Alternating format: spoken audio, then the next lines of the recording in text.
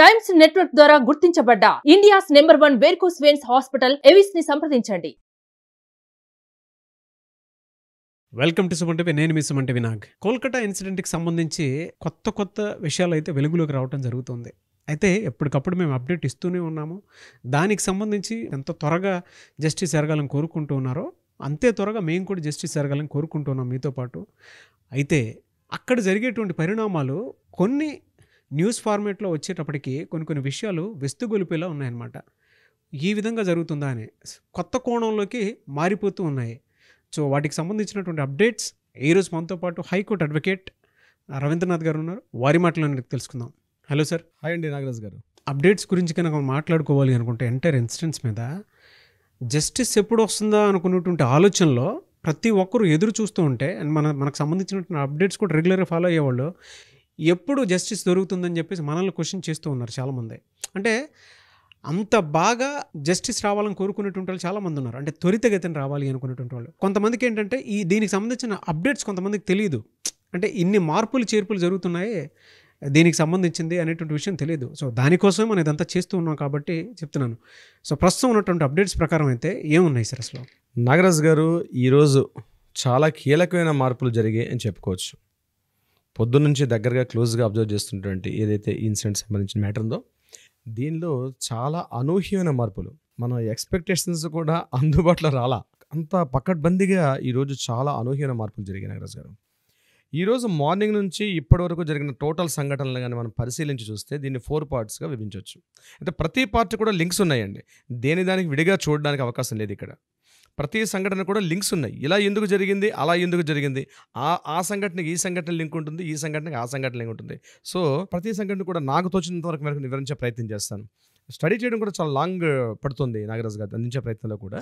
So first దీన్ని ఏంటంటే ఈరోజు కాలేజీ ప్రిన్సిపాల్ ఎక్స్ ప్రిన్సిపాల్ గారు అతనికి ఈరోజు లై డిటెక్టర్ టెస్ట్ చేశారు. ఆయనతో పాటు మరొక 4 చేశారు లై డిటెక్టర్ టెస్ట్. ఎవరైతే విక్టిమ్తో పాటు ఆ రోజు పైన అదే సమయంలో సెమినార్ హాల్లో ఈమెతో పాటు డిన్నర్ చేసినటువంటి స్టూడెంట్స్ ఎవరైతే ఉన్నారో ఫస్ట్ ఇయర్ పీజీటీ స్టూడెంట్స్ వాళ్ళందరినీ కూడా ఈరోజు వాళ్ళు కూడా లై డిటెక్టర్ టెస్ట్ చేశారు. ఇది కాకుండా ఒక ఫింగర్ ప్రింట్ టెస్ట్ కూడా చేశారండి. ఈరోజు ఫోరెన్సిక్ వాళ్ళు వచ్చి ఫింగర్ ప్రింట్స్ టెస్ట్ చేశారు. ఇప్పటివరకు ఇలాంటి ఒక క్యాటర్ ఉందని ఈరోజే బయటకు వచ్చింది. ఇప్పటిదాకా న్యూస్లో రాలా ఆ ఫింగర్ ప్రింట్స్ చేసిన పర్సన్ పేరు. ఇది కాకుండా కాలేజీ హౌస్ స్టాఫ్ను కూడా ఈరోజు ఆమె యొక్క ఫింగర్ ప్రింట్స్ కూడా తీసుకున్నారు. నిన్న మనకు దొరికిన సీసీ ఫుటేజ్లో కేవలం మనకు ఒక్క క్యాండిడేట్ కనబడ్డాడు, సంజయ్ రాయ్. ఆయన గురించి మనం మాట్లాడుకున్నాం. ఈరోజు సీసీటీవీ ఫుటేజ్లో మరొక క్యారెక్టర్ కూడా కనిపించింది, ఆమె హౌస్ స్టాఫ్. ఈ సంఘటనకు ముందు 11:30, 12 o'clock టైంలో హౌస్ స్టాఫ్ కూడా పైకి వెళ్తూ కనిపించింది. ఆమెను కూడా ఇంట్రాగేషన్ చేశారు. బట్ ఆమెను ఇంట్రాగేట్ చేస్తున్నట్టు ఇప్పటిదాకా మనకి సిబిఐ వాళ్ళు రిలీజ్ చేయలేదు. మనకు అందిన తాజా వార్త అది. దీంతోపాటు మరో 4 డాక్టర్స్ని కూడా పాలిగ్రాఫ్ టెస్ట్ చేశారు.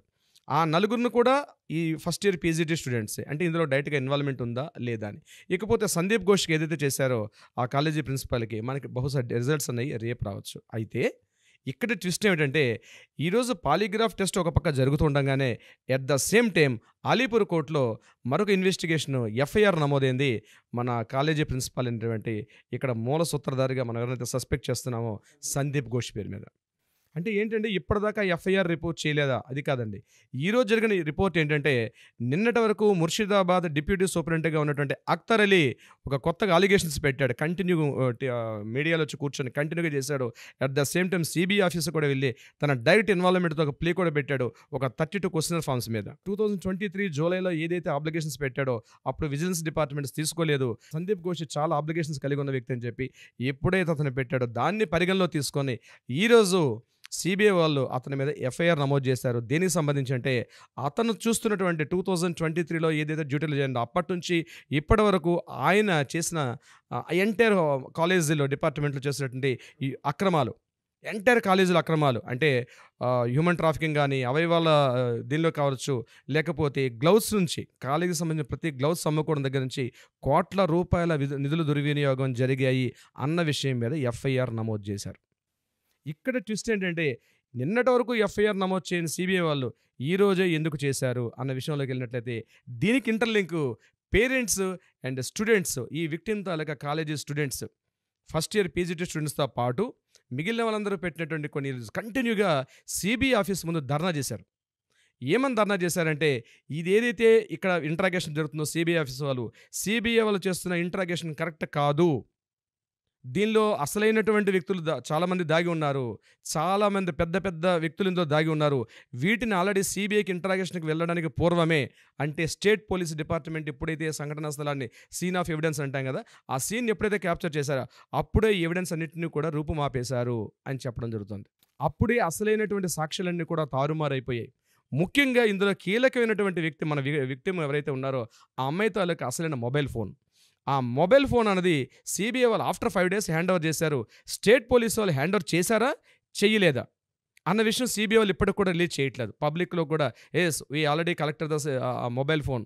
ఎందుకు మొబైల్ ఫోన్ ఎంత ఇంపార్టెంట్ అయింది అంటే, ఇవన్నీ ఇంటర్లింక్స్ అని మీకు ముందే చెప్పాను. ఎందుకు మొబైల్ ఫోన్ కీలకం అంటే, ఈ విక్టిమ్గా మనం చెప్పుకున్నటువంటి మన ఈ అమ్మాయి గడిచిన 1 week నుంచి హెవీ స్ట్రెస్కి లోనైంది. ఏదో వర్క్ స్ట్రెస్ బాగా లోనైంది. ఏదో తెలియకూడని విషయాలు ఆ అమ్మాయికి తెలిసాయి. ఆ తెలిసిన విషయాల్ని మొబైల్లో స్టోర్ చేసుకుంది అమ్మాయి. ఒక డైరీ కూడా రాసింది. ఆ డైరీలో కూడా చాలా ఇంపార్టెంట్ నోట్స్ అని ఉన్నాయి. డైరీని కలెక్ట్ చేసుకున్నారు, మొబైల్ ఫోన్ కూడా కలెక్ట్ చేసుకున్నారు.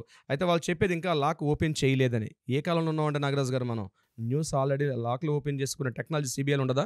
ఇది ఓపెన్ చేశారు. ఏవో కీలక విషయాలు మొబైల్లో కనిపించకూడని విషయాలు, తెలియాల్సిన విషయాలు చాలా ఉన్నాయి. ఎవరినో అదృశ్య హస్తాలు దీన్ని వెంబడి పనిచేస్తున్నాయి. వాళ్ళని కవర్ చేసే ఉద్దేశంతో టోటల్ ఎంటైర్ స్టోరీని సంజయ్ రాయ్ వైపు మళ్లించేశారు. మీడియా దృష్టిని మొత్తం కూడా డైవర్ఫికేషన్ జరిగింది. మొత్తం ఎంటైర్ పబ్లిక్ అటెన్షన్ డైవర్ట్ చేశారు. కానీ నిజం ఎప్పటికీ నిప్పులా ఉంటుంది. స్టూడెంట్స్ కానీ అందరూ కూడా అప్లికేషన్ చేశారు. కంటిన్యూ మార్నింగ్ నుంచి ఈవినింగ్ వరకు 10 గంటల పాటు సిబిఐ ఆఫీస్ ముందు ధర్నా చేసిన తర్వాత అసలు నిజాలు బయటకు వచ్చారు. పేరెంట్స్ చెప్పారు, మా అమ్మాయి గురించి పూర్తిగా, మా అమ్మాయి చాలా గోల్డ్ మెడల్ స్టూడెంట్ అండి, చాలా ఆ అమ్మాయి ఏదో చూడకూడని విషయాలు చేసింది, దానిని మీరు అసలే ఆ విషయాలు బయట పెట్టండి. సంజయ్ రే అనే విషయం మీద మాకు అతను చేసి ఉండొచ్చు, నేను చెప్పాలి, అతను చేయలేదని మేము చెప్పట్లేదు. కానీ సంజయ్ రాయ్ కేవలం ఇందులో ఒక పావు మాత్రమే.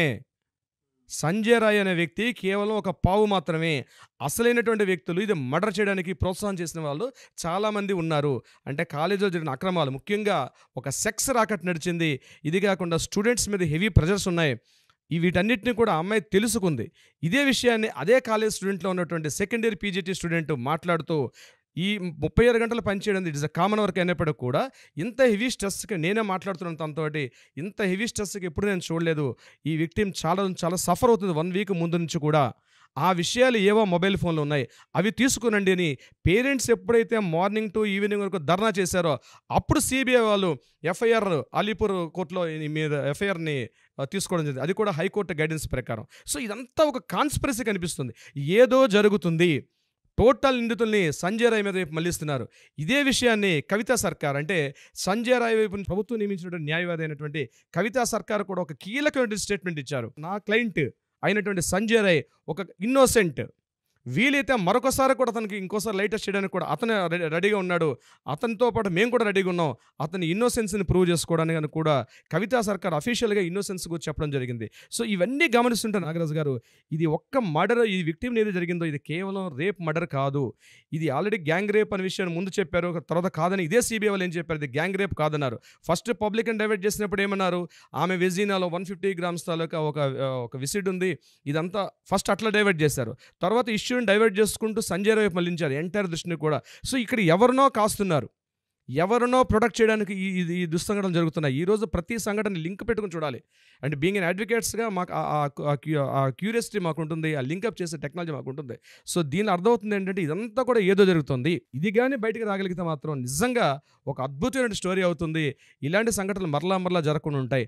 ఆర్జేకర్ మెడికల్ కాలేజ్ అంటేనే పెట్టింది పేరు ఇట్లాంటి అక్రమాలకు తావున్నటువంటి వ్యక్తి. ముఖ్యంగా మనం అబ్జర్వ్ చేయాల్సింది, ముందు రోజు రిజైన్ చేశాడు, ఇమీడియట్గా సంఘటన జరగానే రిజైన్ చేశాడు. అతనికి ఇమీడియట్గా మరో పోస్టులోకి కీ పోస్ట్ పంపించినటువంటి కొన్ని అదృశ్య శక్తులు ఉన్నాయి. ఎప్పుడైతే రిజైన్ చేశాడో అక్కడ ఆ ఒక్క ఆధారం చాలండి. ఆ ఒక్క ఆధారం దేనికో దారితీస్తుంది. సో ఈ సంఘటనలో నాగరాజు గారు అనేక అనుమానాలు తావిస్తున్నాయి. ఒకటి, ఎక్స్ ప్రిన్సిపాల్ హెడ్ని సందీప్ ఘోష్కి 2 years బ్యాక్, 1 year బ్యాక్ అతని బర్త్డే విషెస్ చెప్తూ మమతా బెనర్జీ డైరెక్ట్గా లెటర్ రాయడం, అదొక కీ పాయింట్గా తీసుకోవాల్సిన అవసరం ఉంది. నెంబర్ 2, ఎప్పుడైతే రిజిగ్నేషన్ ఇచ్చేశారో ఇమ్మీడియట్గా మరో ప్లేస్లో పోస్టింగ్ పెట్టడం, ఇది కాకుండా ఎవరైతే సంజయ్ రాయ్ మదర్ ఉందో సేమ్ స్టేట్మెంట్ రిలీజ్ చేశారు. ఇక్కడ సంజయ్ రాయ్ ఏ స్టేట్మెంట్ రిలీజ్ చేశాడో, ఈరోజు కవితా సర్కార్ ఏ స్టేట్మెంట్ రిలీజ్ చేసిందో సేమ్ స్టేట్మెంట్ మదర్ కూడా రిలీజ్ చేశారు. మా అబ్బాయి కేవలం ఇందులో ఒక పావు మాత్రమే, అసలైన దోషులు ఉన్నారు, వాళ్ళని పట్టుకుంటే నిజాలు బయటకు వస్తాయని చెప్పడం వాళ్ళ మదర్ కూడా ఇచ్చిన స్టేట్మెంట్. ఇది కాకుండా మమతా బెనర్జీ ఒక రాష్ట్ర ముఖ్యమంత్రిగా, వైద్యారోగ్య శాఖ మంత్రిగా ఉంటూ కూడా ర్యాలీ తీయడం, చరిత్రలో ఎక్కడ లేని విషయం, ర్యాలీ తీసి ధర్నాలు చేయడం. హోమ్ మినిస్టర్ ఉండి ఒక వైద్యారోగ్య శాఖ మంత్రిగా ఉండే ర్యాలీ ఆ ధర్నా చేస్తూ కూడా ఒక స్టేట్మెంట్ ఇచ్చారు ఆవిడ. ఎంత తొందరగా వీలైతే అంత తొందరగా ఈ కేసుని క్లోజ్ చేయండి, ఫాస్ట్ ట్రాక్ కోర్ట్స్ని పెట్టండి, 15 రోజులుగా కంప్లీట్ చేసేయండి, సంజయ్ రాయ్ని వారం రోజులాగా నెక్స్ట్ సండేలోగా ఉరి తీసేయాలి అని ఒక స్టేట్మెంట్ ఇచ్చారు. ఈ స్టేట్మెంట్స్ అన్నీ మనం లింకప్ చేయాలి నాగరాజు గారు, అప్పుడే అసలైనటువంటి విషయాలు బయటకు వస్తాయి. ఏదో తొందరగా చాలామంది పబ్లిక్ కోరుకుంటున్నారు, తొందరగా సంజయ్ రాయ్ దొరికాడు, అతను ఉరి తీసేయాలి, ఉరి తీసేస్తే ఈ కేసు క్లోజ్ అయిపోతుంది, టాస్క్ ఫోర్స్ రిలీజ్ అయింది, టాస్క్ ఫోర్స్ చేసిన అమెండ్మెంట్స్ ఇంప్లిమెంట్ అయిపోతాయి. కాదు, ఇక్కడే న్యాయస్థానం తన పాత్రను పోషిస్తుందండి. మనం అనుకుంటాం తొందరగా న్యాయం కావాలని కోరుకుంటున్నా కానీ ఇక్కడ న్యాయస్థానం తన పాత్ర, ఒక పెద్దన్న పాత్ర అంటారు చూసారా, ఆ పాత్ర పోషిస్తుంది. నిజాలు వెలుగులోకి రావాలి. సిబిఐ ఇచ్చింది కరెక్టా కాదా, ఇవన్నీ ఇంటరాగేషన్ జరుగుతాయి. అదృష్టం కొద్దీ చంద్రచూడ్ అని సుప్రీంకోర్టు మన ధర్మాసనం న్యాయమూర్తి గారు ఇందులో ఇన్వాల్వ్ అవ్వడం నిజంగా హ్యాట్స్ ఆఫ్. ఖచ్చితంగా ఇవన్నీ వెలుగులోకి వస్తాయి. అంటే అందుకే కోర్టు ట్రయల్స్లో ఉండగానే సిబిఐని మళ్ళీ ఎంక్వైరీ చేయమని చెప్పేసి చెప్పినట్లు కూడా. ఎగ్జాక్ట్లీ అండి. సెప్టెంబర్ 5కు వాయిదా వేశారు విచారణ, నెక్స్ట్ వాయిదా ఎందుకు వేశారు? ఈ టైంలో జరగాల్సిన మార్పులన్నింటినీ కూడా సుప్రీంకోర్టు 3వ కన్ను చూస్తుందండి. అందుకే జ్యుడిషియల్ కస్టడీలోకి తీసుకుంది సంజయ్ రాయ్. జ్యుడిషియల్ కస్టడీలో తీసుకున్నారు. ఇవన్నీ కూడా ఒక సంజయ్ రాయ్ అయితే ఇప్పుడు ఎవరన్నీ మనం నిందితుడా, ఇతనే చేశాడా, గ్యాంగ్ రేప్ జరిగిందా అని ఈ సెషన్లో మనం చెప్పే ఉద్దేశం కాదు. జరిగిన సంఘటనలన్నీ కూడా బీయింగ్ అన్ అడ్వకేట్గా లింకప్ చేసుకుంటూ వెళ్తే ఇందులో నిజంగా ఏదో ఒక కాన్స్పిరసీ అయితే ఉంది, దీంట్లో అది వెలుగులోకి రావాల్సిన అవసరం ఉంది. కానీ ఇప్పుడే నాకు అనిపిస్తుంది సార్, అంటే దేశం మొత్తం కూడా దీనికి సంబంధించిన జస్టిస్ కోసం చూస్తుంది అని అంటే అక్కడ పెద్దది జరిగింది కాబట్టి దీని వెనక ఒక్కొక్క పెద్ద ఏదో దాగి ఉంది విషయం అనేది తెలుస్తూ ఉంది. ఎంటైర్ కలకట్టా స్టేట్ మొత్తం అండి, వెస్ట్ బెంగాల్ స్టేట్ మొత్తం కూడా, ఇంక్లూడింగ్ ఈరోజు ఆటో డ్రైవర్స్ కూడా అండి, క్యాబ్ డ్రైవర్స్, వాళ్ళకి ఏం సంబంధం అండి, ఎటువంటి రిలేషన్ లేదు. వాళ్ళ డైలీ డ్యూటీస్ని కూడా విడిచిపెట్టి వెస్ట్ బెంగాల్లో ఈరోజు రోడ్లో ఎక్కి ధర్నాలు చేశారు. ఎంటైర్ యావత్ స్టేట్ మొత్తం జరుగుతుందండి ఒకే ఒక తాటి మీద. ఇంకొక ఇంపార్టెంట్ అంటే వామపక్షాలు సిపిఐ సిపిఎం కూడా ఇప్పుడు రారండి, వాళ్ళు కూడా దీంట్లో ఇన్వాల్వ్ అయ్యారు. ఎంటైర్ మమతా బెనర్జీ అనేది సింగిల్ అయిపోయింది. ఎంటైర్ స్టేట్లో ఉంటే డిఫరెంట్ పార్టీస్ అందరూ డిఫరెంట్గా ఉన్నారు. సెంట్రల్ గవర్నమెంట్ ఇప్పటిదాకా ఒక స్టేట్మెంట్ ఇవ్వలేదు. నేనేమంటానంటే మోడీ గారు కూడా ఈ విషయం మీద ఇప్పటికీ ఏదో ఒక స్టెప్ తీసుకోవాలి, లేదా సుప్రీంకోర్టు నుంచి వస్తుందని వెయిట్ చేస్తున్నారేమో తెలియట్లేదు. ఎందుకంటే సుప్రీంకోర్టు జ్యుడిషియరీ అక్కడ ఉంది కాబట్టి టాపిక్ని ఏం మాట్లాడినా ప్రాబ్లం ఉన్న ఉద్దేశంతో బహుశా మోడీ గారు మాట్లాడకపోవచ్చు. ఇది నా అభిప్రాయం, నా సొంత అభిప్రాయం. బహుశా ఏదైనప్పుడు కూడా ఈ ఇష్యూ ప్రతిక్షణం తారాజువ్వల రగులుతున్నటువంటి ఒక నిప్పు కొలిమిలా ఉందండి. రాబోయే ఏమి మార్పులని జరగవచ్చు. ప్రతి ఒక్కరూ కూడా జస్టిస్ ఇన్ టైంలో జరగాలి అని కోరుకునేటువంటి వాళ్ళే ఉన్నారు. అయితే కొత్త విషయాలు అయితే వెలుగులోకి వస్తూ ఉన్నాయి.